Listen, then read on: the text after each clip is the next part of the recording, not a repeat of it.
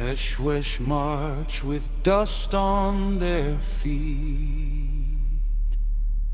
Libu tribes where the earth and sky meet. The drums they call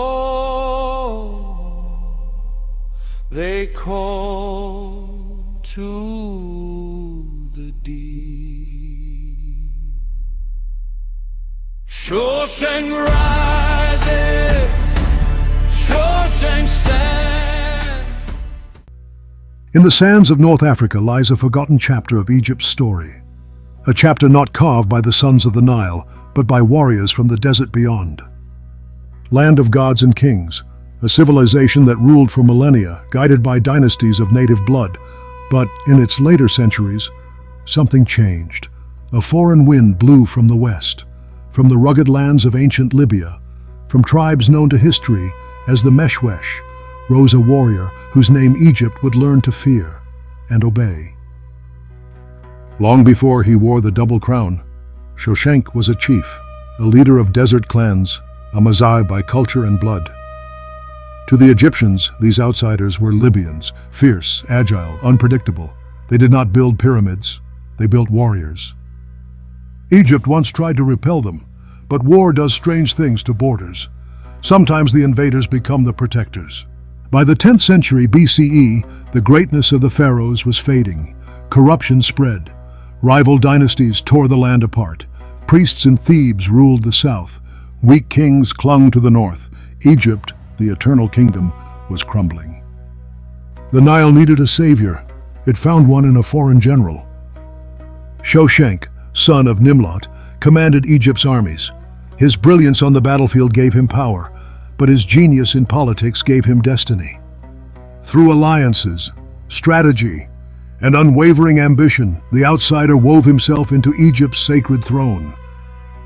He was no longer just a desert chieftain, he was Pharaoh. In the city of Bubastis, where the goddess Bastet guarded life and kingship, a new pharaoh was crowned. The double crown, symbol of two lands united, now rested upon a head once crowned by desert feathers. Shoshenq I, the desert warrior, became Egypt's divine son of Ra. But power gained is not power secured. Shoshenq understood Egypt was fragile, a kingdom split by centuries of rivalry. To restore unity, he placed his kin, trusted Libyan commanders, in temples and barracks across Egypt. Loyalty replaced bloodline. Merit replaced memory. For generations, priests of Amun in the south rivaled the pharaohs in power. Shoshenq, unshaken, clipped their wings. He reclaimed the temples, he reclaimed the Nile, and Egypt, at last, had one ruler again. But unity was only the beginning. The pharaoh of Libyan blood now looked outward, toward lands once bound in Egypt's shadow. A storm was coming from the west, and the world would feel its roar. Year 20 of his reign, spears sharpened, shields raised, Egypt, reborn, marched once more. Shoshenq led a grand campaign beyond Sinai into Canaan, reclaiming Egypt's lost empire. Town by town, fortress by fortress, cities that defied Egypt bent the knee or crumbled beneath his army. Upon his return, the pharaoh carved his triumph for eternity, the walls of Karnak bearing the names of more than 150 conquered places. Every name, a message: Egypt has returned.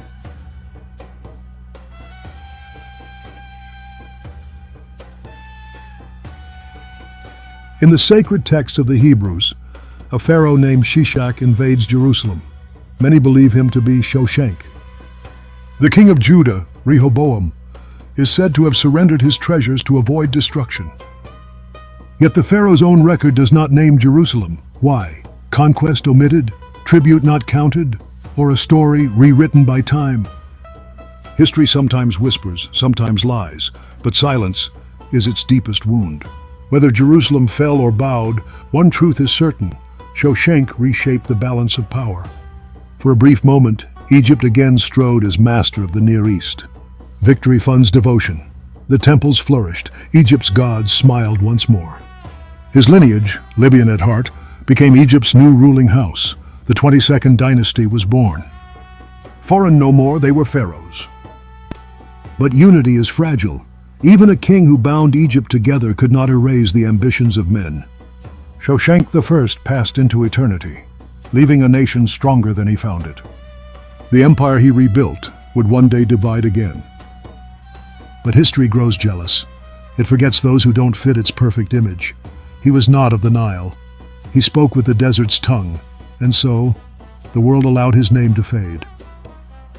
Then, millennia later, the stones spoke again.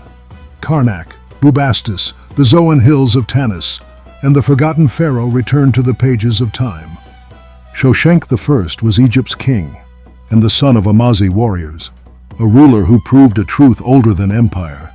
Greatness is not born of blood, but of destiny.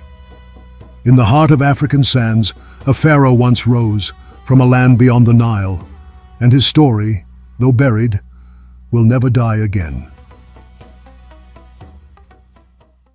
Meshwesh march with dust on their feet. Libu tribes where the earth and sky meet. The drums they call to the deep. Shoshenq I